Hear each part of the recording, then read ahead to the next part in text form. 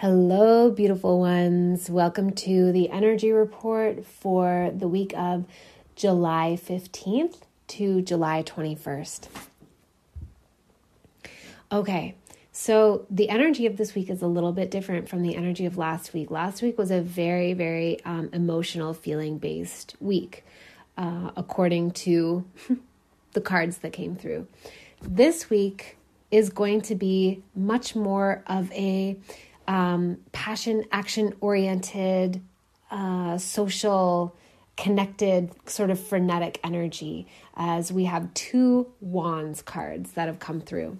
So the first one is the Ten of Wands, and the 10 of any suit in the tarot is about like a culmination of energy. It's sort of like, the peak of a cycle, but it's not the end of a cycle. It's the peak. It's the peak energy.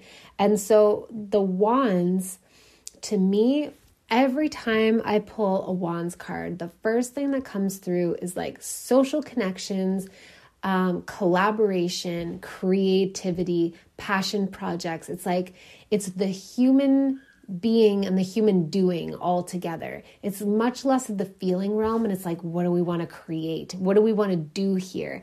It's about projects. It's about like creating relationships, like the synergy, the chemistry of relationships.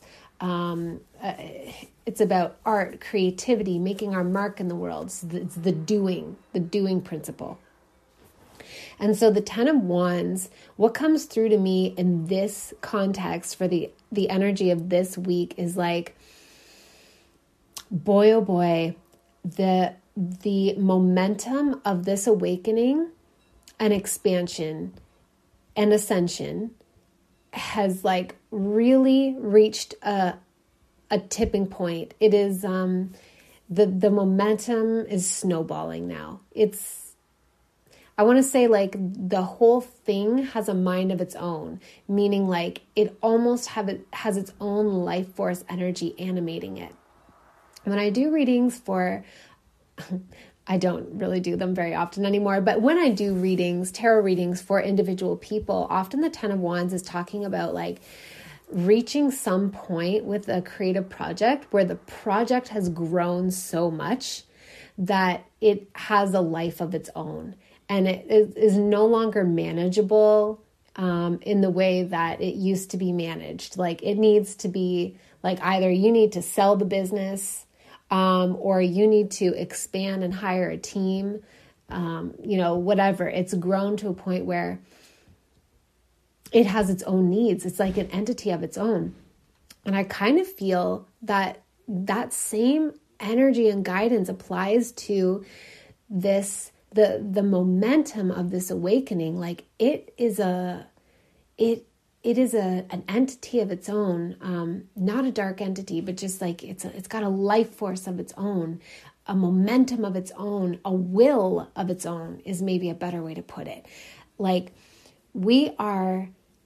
so many people are getting activated at crazy levels, like people coming into my world spontaneously speaking light language. And it's not all because they're following me or they're listening to me or they're like, some of them is like, your light language transmissions activated something in me and now I'm speaking light language. But some people had no idea I was speaking light language.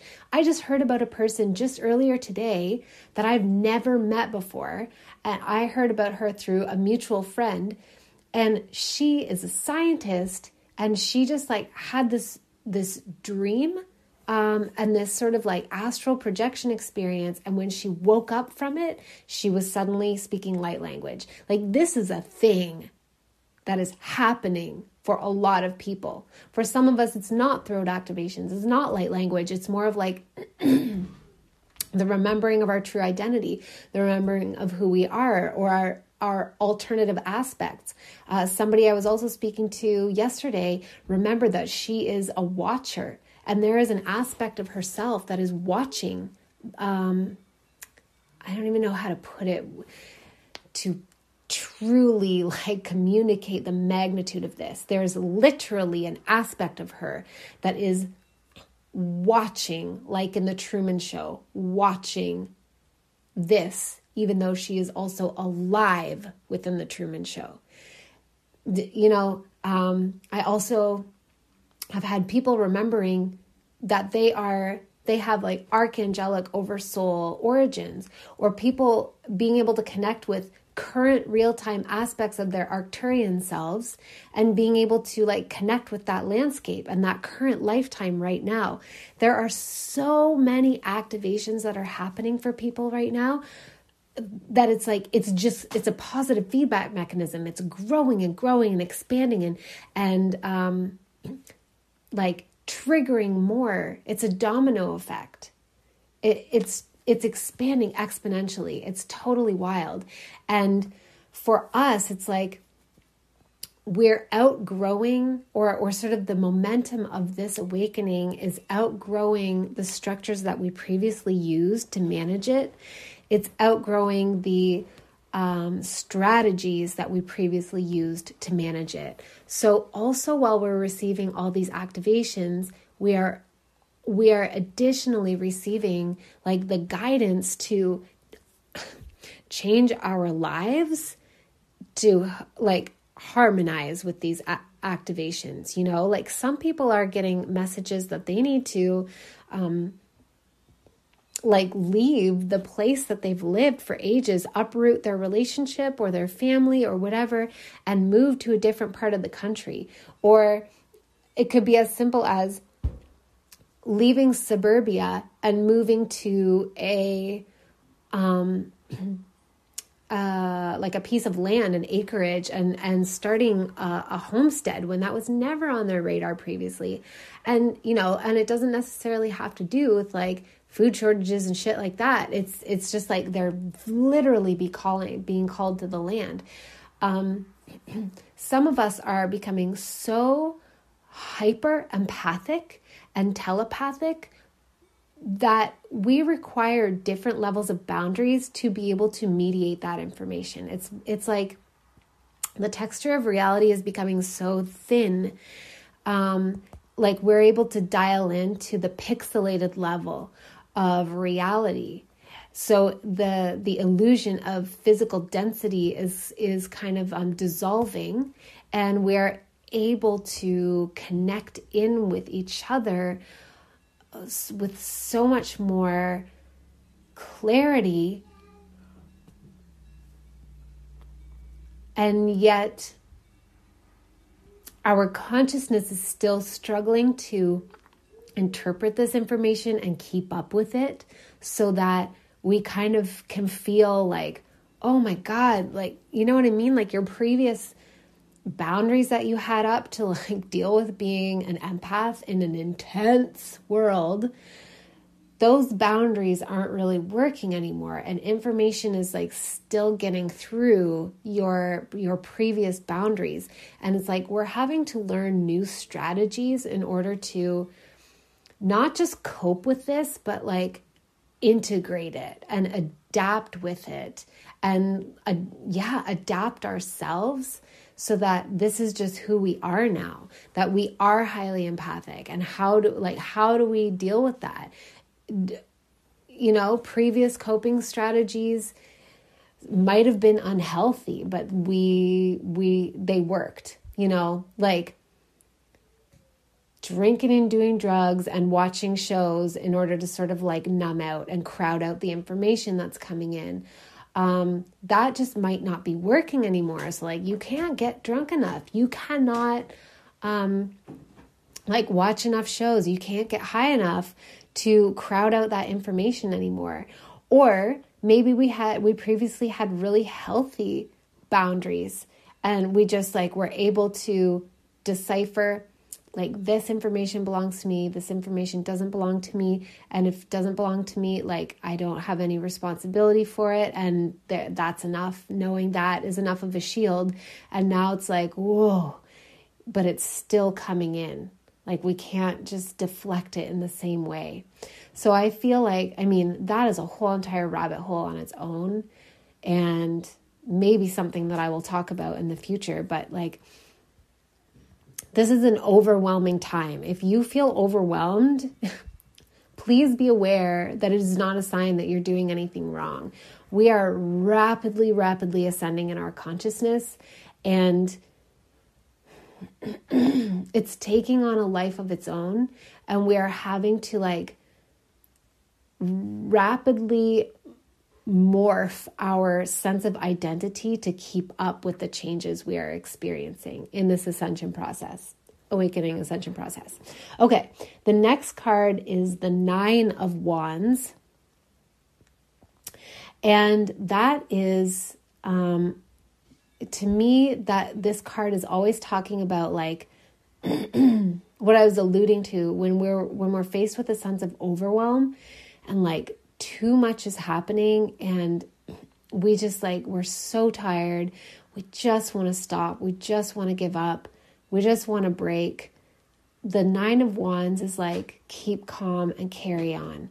Like keep going, dig down deeper into your inner reserves of strength. Tune inwards to become deeply centered in your inner reserves of personal soul power. And keep going. You're almost there. Just put one foot in front of the other. It's the laboring woman who is like 9 centimeters. She's in transition. She's almost at the point where she's going to be pushing her baby out. And she's like, I can't fucking do this anymore. Like, get me the goddamn epidural. Like, just make it stop. I can't do it. And yet,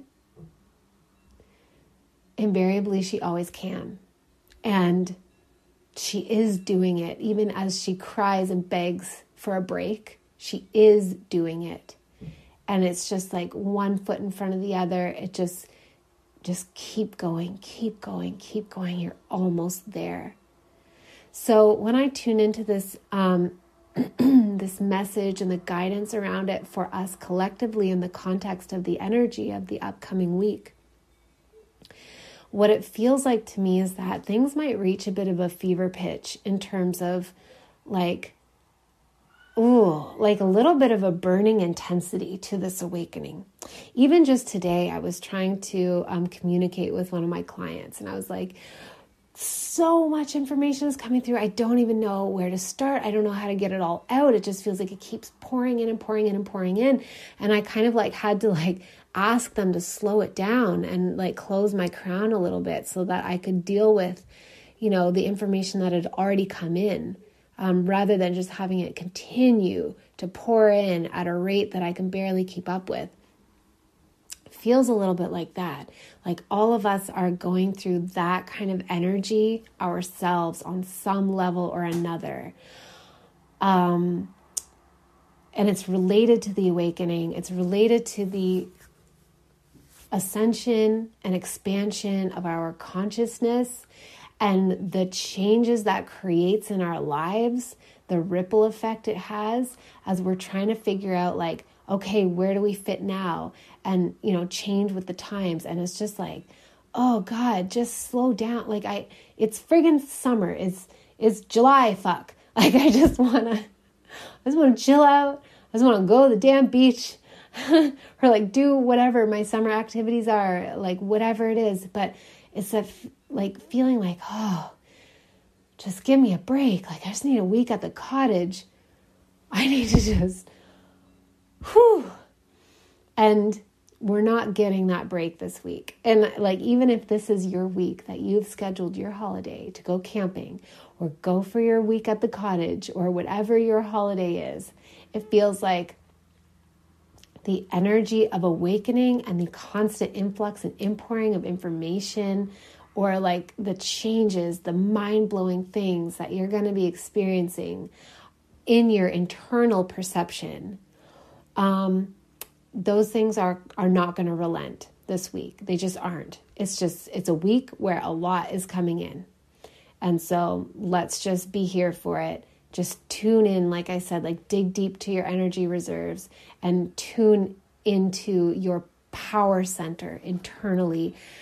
Take some deep breaths, like center yourself, and then keep taking one step after the other. You're almost there. We're almost going to get an integration break. The final card is the Empress card. And this is a major arcana card. So this is a really big energy, and it reads to me as overall guidance of like what we are moving into and how to harness this energy and everything that we're experiencing right now. So the Empress is like the embodied physical divine feminine. That is how I interpret the energy of this card. It's like, whereas the High Priestess is sort of like, she does not have to be in a human body, the High Priestess energy. She is kind of just like the mystery, the void. The Empress is the physical embodiment in a physical realm of that divine feminine energy, and it includes the mystery and the void. And the guidance that I'm getting is like, we are being called to tap into a divine feminine, like creatrix energy. And this includes everyone, whether you are a man or a woman, by, you know, the body that you were born into, whether you're a man or a woman is how you identify. It makes no difference. We're all being called to tap into this divine feminine creatrix energy, or creatress, however you prefer to put it, which is like the birthing of new timelines. It really is a summoning again to acknowledge that we are creators. We are creators. We are not reactors, okay? We have behaved as reactors. We have behaved as predictable reactors to the programming set in front of us that is designed to elicit specific responses and to like captivate our attention, and so that we unconsciously create a reality that is not a genuine, authentic byproduct of our true desires, but is a reactionary byproduct of the things that we've been programmed to respond to. And we are being continuously reminded right now that, like, you can keep playing in that old paradigm if you want and keep reacting to the external stimulus of the holographic matrix of this beautiful simulation. Or you can like read the code of the actual simulation and remember that you're a fucking creator being and that you have access to higher dimensions. And the way it's coming through is like, right now, the way that is being shown, like when I say divine feminine creator being, I mean it that it's like, it involves very little action. The divine feminine aspect of creation is like dreaming it up. She is the visionary. The Empress is the visionary. She taps into the vision of the highest timelines available. All the elements, the highest potential of all of the raw materials that are available in a given moment. And she dreams it into being. She imagines it. And then the next step is to hand it off to the divine masculine in the form of the emperor, who then takes those visions and gets to work like building them. They are the perfect team. And so the guidance for us this week is to take the raw materials of all the discomfort and the activations that we're having that aren't bad. They just feel like, oh, it's too much. Like, how can I be a human? How can I keep humaning? Like, how can I handle the 3D things while all this stuff is flowing in? Or how can I handle all the 3D things that are being thrown at me and like receive the buried activations within them? How can I navigate all the things that are being triggered for me? It's like we take all of that and we harness it and we use it as like fuel and fertilizer to dream up the dream of the highest timeline, the highest, like no limits, you guys.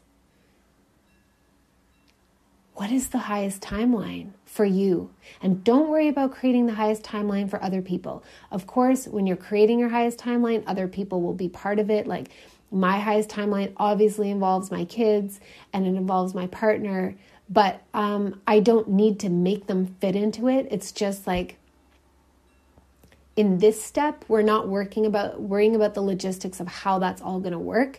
Like when you're imagining your highest timeline and you're like, holy shit, my highest timeline is to move to Hawaii. And then your brain is like, oh, but how? But like my husband has a job, a really good job here. And we live in Maryland, and like, how could I ever move to Hawaii? Like he would never go for that. And that kind of thing. Like that is not the highest timeline. All of that discussion, leave that behind. It is not our job at this point. Like with the Empress energy, it's not to figure out the logistics. That is what the Emperor does.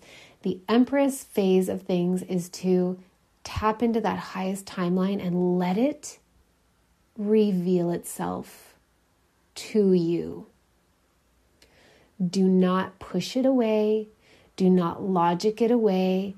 Don't shut it down or shut yourself down from receiving it by saying like, oh, I could never do that, or like, that's impossible, or, it's just like, be with it. Let it fill your psyche. Let it fill your aura and your energy field. Let it reveal itself to you in as much detail as it wants to. I challenge you to expand yourself and become so receptive, so soft and melty, and kind of like a vessel, like shape yourself like a vessel to receive this whole vision without contriving it, without forcing it. Just receive it. And then just hold it. And I don't know what the next steps are, because that will be revealed in the energy report for next week. And maybe we're just supposed to hold the vision for a while. It's like, again, to bring it back to the analogy of like, the human reproductive process. It's like, whether you're a man or a woman, you can receive these visions. You have a divine feminine aspect that reveals the highest timeline to you, the dreams, the most beautiful dream, beyond your wildest human imaginings. And then you need to hold it like the womb. You need to, it might need to gestate for a while, or it might be ready to birth into fruition right away. It's not for me to say what your highest timeline trajectory is, but you hold it in your being, in your body, in your field, wherever it feels natural for you to hold it. But it's like gestating it in a womb, like in a safe space where it can mature.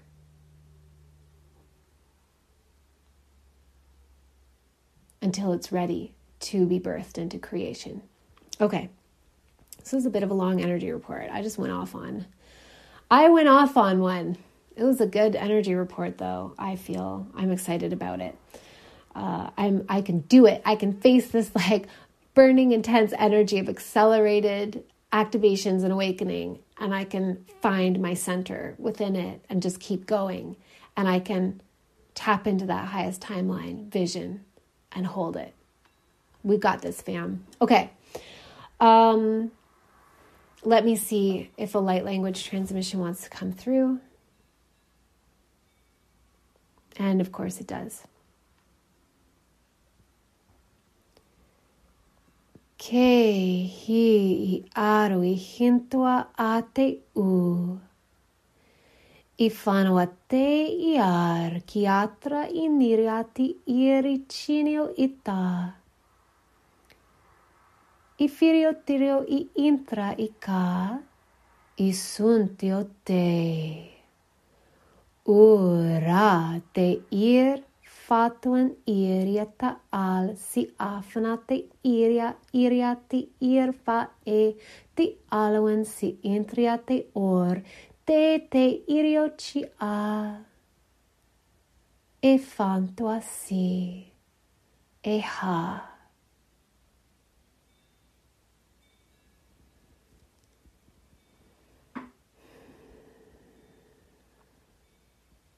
All right, my beautiful friends, whom I love and adore. Okay, what do I have to tell you about? Let's see. 12/12 just started. It is epic. I'm so excited about it. There are still spaces available if you want to join. If you want to be in on the most out there conversations that I have, the most advanced, if you want to be among the first receivers of the complete, like unedited, intense transmissions that I am receiving right now about the nature of reality and what we are supposed to do and how to embody that highest level of consciousness, then please send me a message to, just find out about the details and connect and let me know about yourself. And I would love to have you join. And then the other things that are coming through are creation codes. Just feels, it's not starting until September, but you can get on a proactive payment plan right now if you desire. But it feels really relevant to this reading because of that Empress energy. And creation codes is about a process that was downloaded to me about the creation of entire new timelines. And like the seed level creation, encoding it into your holographic field so that it has there's no way that it won't grow. There's no way that it won't come to fruition because you have it encoded in your entire field. And it is also about the dissolving and deconstructing and sort of resolving a bunch of alvings of old timelines. So that is happening in September. But as I said, if you're listening to this message and you feel called to it, there's already there's going to be a link in the description and that it's already up on my website. You can go and check it out. And I'm just going to leave it there for now. I love you all so much. I hope you have an amazing week, and